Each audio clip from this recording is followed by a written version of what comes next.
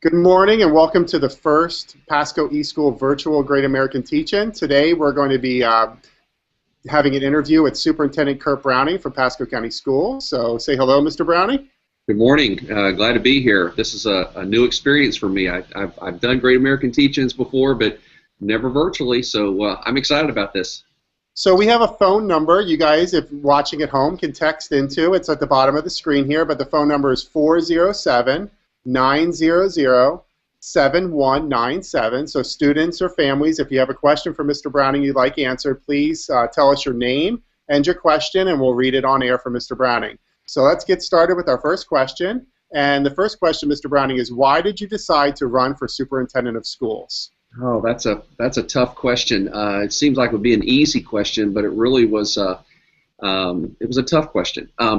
I was serving as Secretary of State under Governor Scott when I'd had a number of folks throughout the district call me, urge me to run. I'm a product of Pasco County Schools. I graduated from Pasco High School, as did my wife and my two boys. My mom even graduated from Pasco High School. So, I mean, we're vested in the district. We love the school system and the products, the kids that we produce. So I really want to make a difference. I really saw some things that I felt needed to be fixed, and I love challenges, and boy, did I get a challenge. I mean, this is a big district. It's a huge district. So with a lot of encouragement from friends. And I chose to run, and I was successful, and here I am today. So what has been your biggest surprise about this job? I think the biggest surprise that I've had has been the enormity and the complexity of a district our size. We're the 11th largest in the state. We're the 50th largest in the United States. And when you think about having 84 schools, you're talking about almost 10,000 employees, a $1.2 billion budget. It is 70,000 students, almost 70,000 students in our district. It's like running a little country or a very, very large city, and it's very complex. We feed tens of thousands of kids, sometimes twice a day with breakfast and lunch. We transport probably over half of our students twice a day to and from school. We are dealing with employee issues when employees do, as I say, naughty things. You have to deal with that. You just have to deal with the labor union. You have to deal with parents. You deal with students. Deal with curriculum issues, teaching practices. It's very, very complex, and that's what I find appealing about it. I like the challenge. I like no day is the same. So I'm always kind of high-strung and have a lot of plates in the air, but I think I work best when I have a lot of things going on. So we got a question already from a text. It doesn't have a name, but it says, how will you improve Pasco County's K-12 education system? That's a great question, and we work every day at looking at our practices and what are we doing now. I'm sure that, I'm not sure, but we have Florida standards, the new standards that the Florida legislature has adopted. Many people know that as Common Core state standards, but because we've taken those standards in Florida and we have modified them with calculus standards and cursive writing standards, we're now dubbed the Florida standards. We work tirelessly with one mission, and that is to ensure that each one of our students are college, career, and life ready. Teachers know that. Our administrative staff knows that. I hope our students know that, and we really need to get that message to our parents. But I think that we're going through this process where we really have to see what's making a difference in the academic lives of our students. And let me take off the word academic, in the lives of our students. Because not only so many times are we dealing with academic issues, but we're also dealing with social, emotional issues of students. So we like to look at the whole student and how we provide that education to them. I mean, we're looking at our curriculum. We're looking at our teaching practices. How do we keep students engaged? And this doesn't start, let's say, in middle school or particularly in high school, but this starts in kindergarten. As they enter school, how are we engaging kids into owning their learning? It is a continual process, and we look at it every day, every week, every month, and we like to hear from students. We want to know what we need to be doing to meet the academic and social emotional needs of our students. That was from Lola, by the way, Lola. Okay, good, Lola, right. Thank you. So the next question is, what is a typical day like as superintendent of schools? Oh my, although I say that every day is different, it's different based on the content of things that I deal with. My days start very early, usually go very late. Even when I leave here in the evenings, I'll take my computer home with me, and that's probably when I spend most of my time responding to emails. I'll sit in my living room, usually with the TV on, and I'm pounding out emails probably until 11:30 at night. That was an adjustment for staff because I'm not sure that they were accustomed to getting an email, at 11:30 at night from the superintendent saying, "Can you check on this? What's up with that?" But my day, like today, is back-to-back meetings. It just goes from meeting to meeting to meeting. Probably some days I get not enough, I will tell you. Get the opportunity to get out in schools, walk through classrooms, talk to students. It is a lot of issues, though, and that's what I'm saying. My days are full, but the content of that day changes every day, and sometimes hourly. And so what is your favorite part of your job? What do you love about this job? What I love about this job is the fact that I can get out of the office and get into schools, and I've been fortunate enough to be out in schools and do things with kids and with students. For example, I've spent quite a bit of time recently. We have these what we call Read to Me kids, and these kids are kindergartners that are having a really tough time learning to read. And I say this, some of these kids literally don't know the front of a book from the back of a book. And they come into us that way. So we certainly do not discount these kids. What we try to do, what our teachers try to do, and they do it very, very well, but it takes an awful lot of work, is to bring these kids up to close to grade level, getting them where they can read. So I will go into schools and read to kindergartners. Love going to middle schools and high schools, walking the halls, talking to students. That's what I consider a great day. It connects me or reconnects me to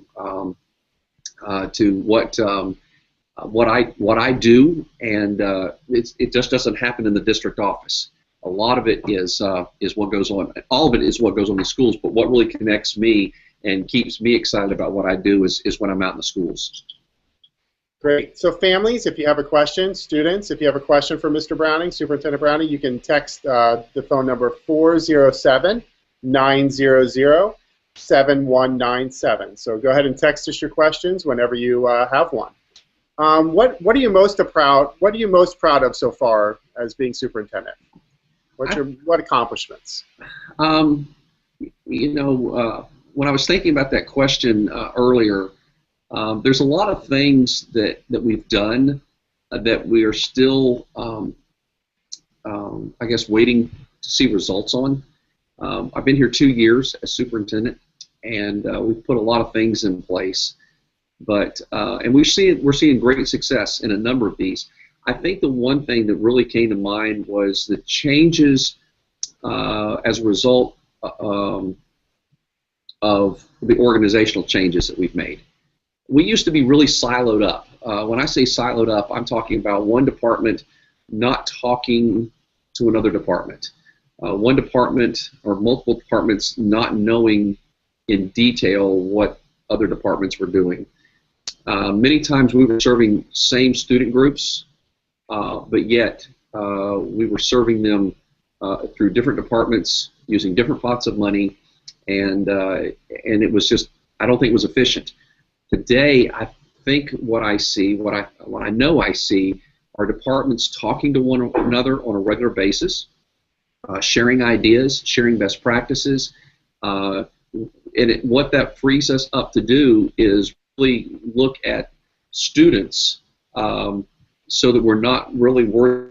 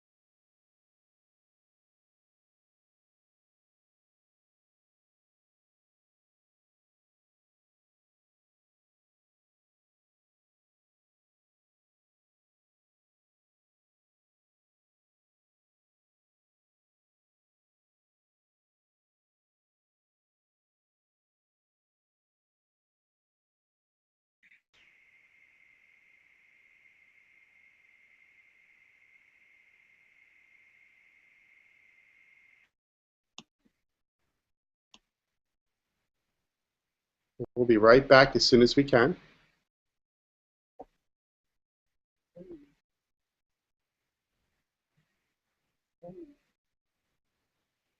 So looks like we'll be back in a minute.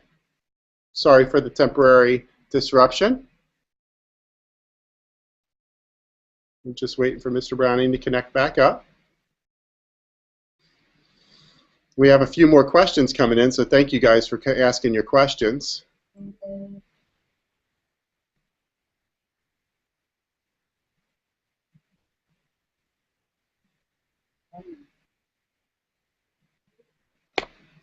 It looks like maybe we had a little network problem.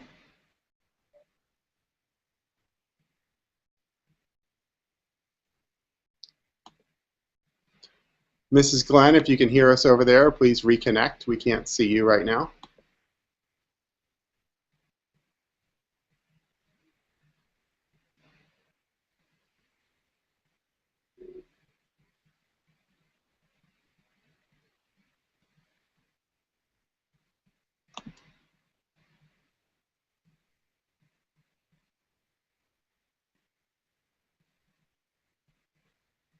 So thanks for bearing with us for one more minute.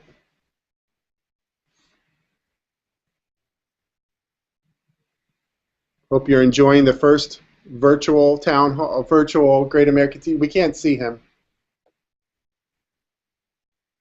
We can't see him. I know. That's just good. Yeah, tell her to reconnect. Tell Joanne to reconnect, yeah. It looks like the network that went down for a minute. So we're having a few technical difficulties.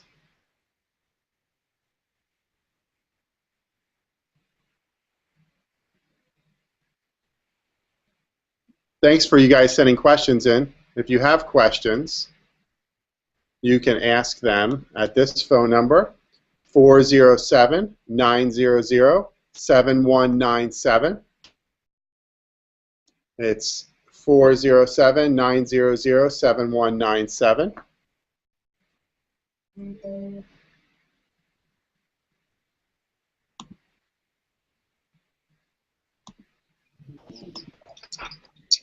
And Mr. Browning's back. Yay.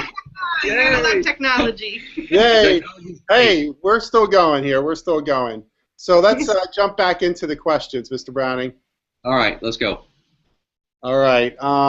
Let's see. Tell us about some of the exciting things you're working on right now. Some of the things that we're doing now surround or revolve around providing high rigor programs for our students.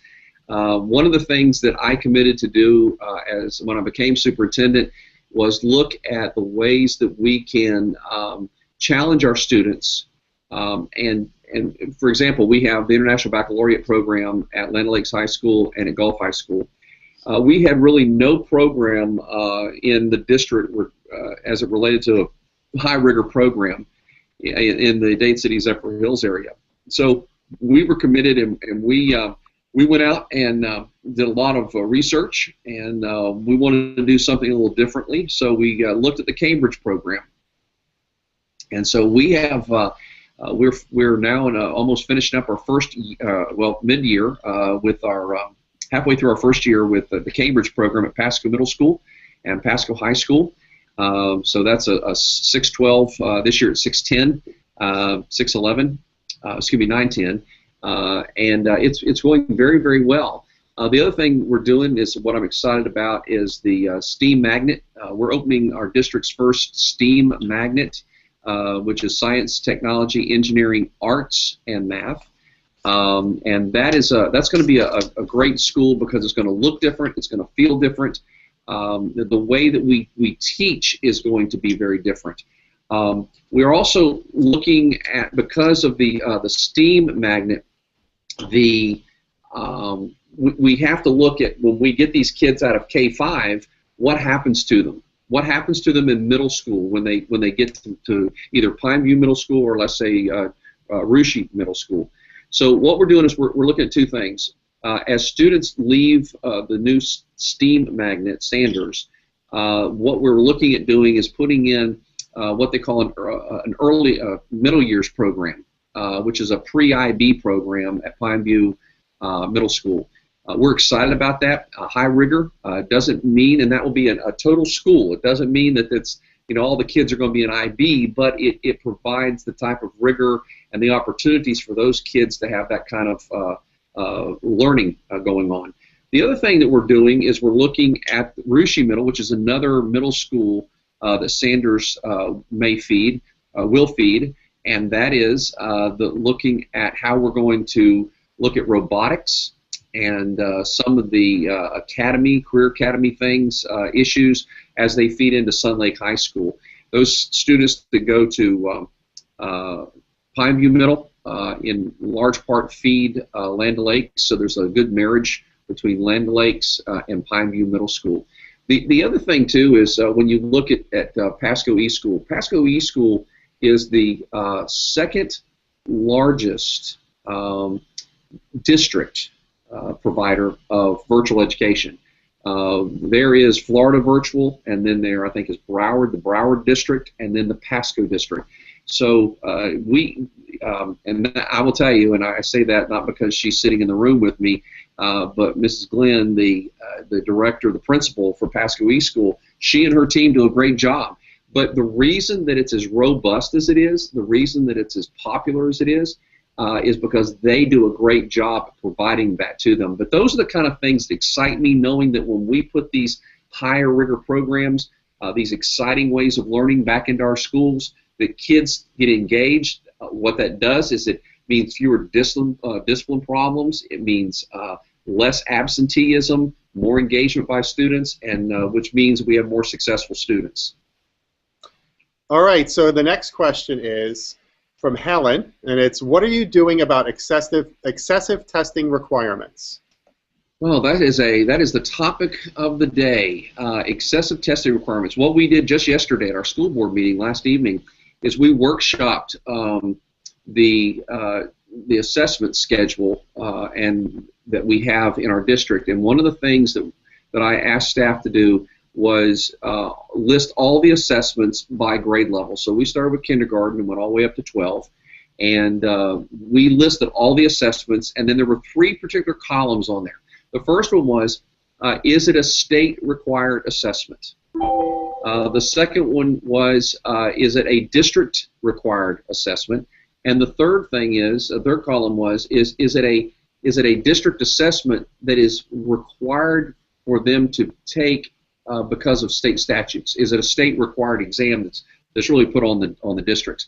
it's interesting what we find, and I still contend that those assessments in columns 1 and 3 on that sheet are the ones that we're focused on.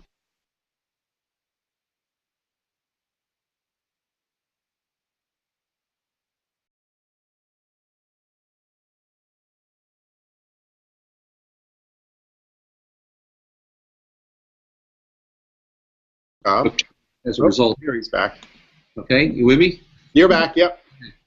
So we are looking at them. I know there's a great deal of discussion about assessments, but I will tell you, assessments are not going to go away.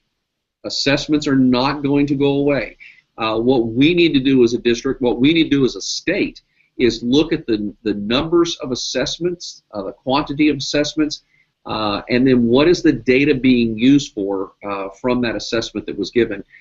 This is a work in progress. There will be, I'm sure, a great deal of discussion on this issue when the legislature meets in the spring of next year, which is very, very soon. They'll start committee meetings here very, very soon, but it'll be a hot topic and continues to be, even in Pasco.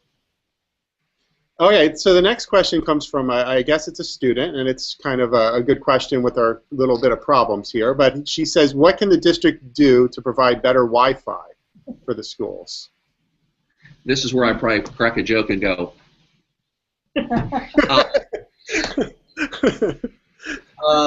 yeah, I hate it when technology doesn't work. And what's so funny about it is, there's nothing funny about it, but we are becoming more and more dependent upon technology. And yet there's still a great deal that we don't know about technology.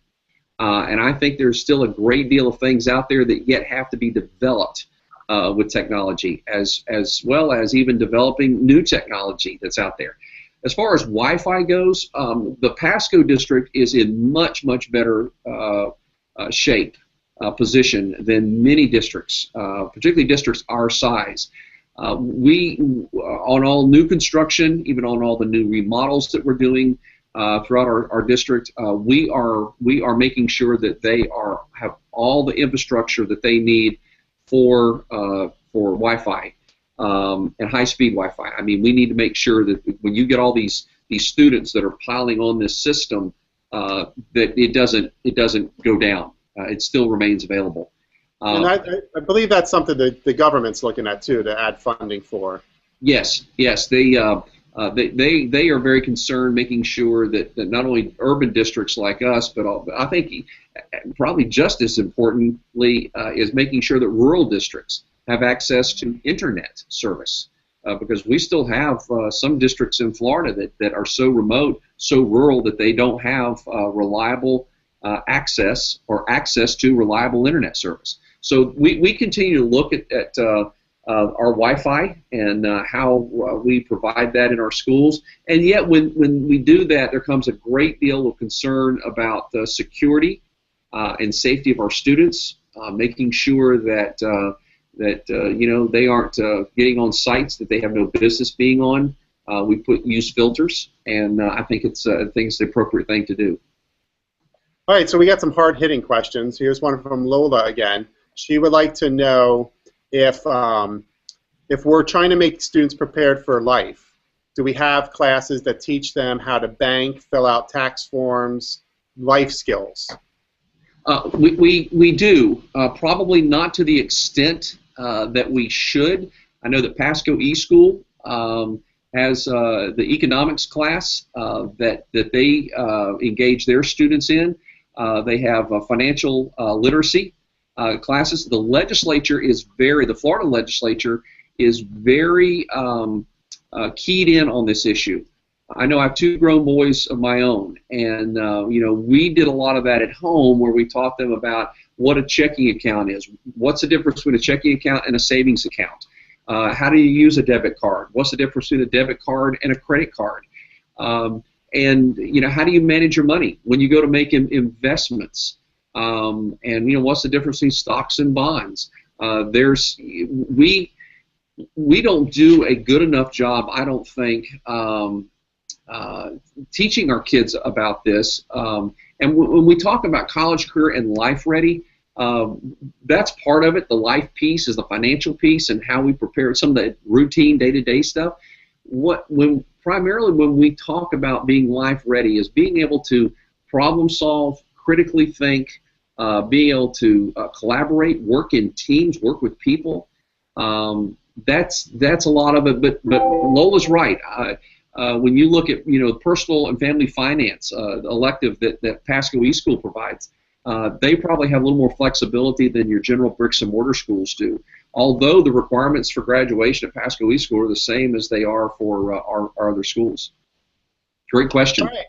The next question is from I'm not sure if it's a student or a parent, but it says, how will the Bill Gates Foundation impact Pasco students?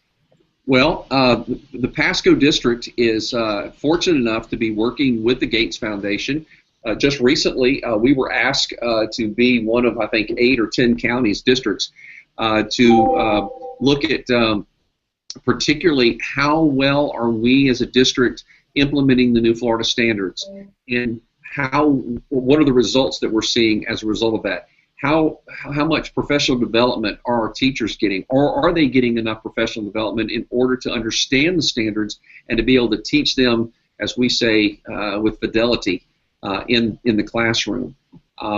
So the Gates Foundation, we have kind of an arm's length relationship with the Gates Foundation.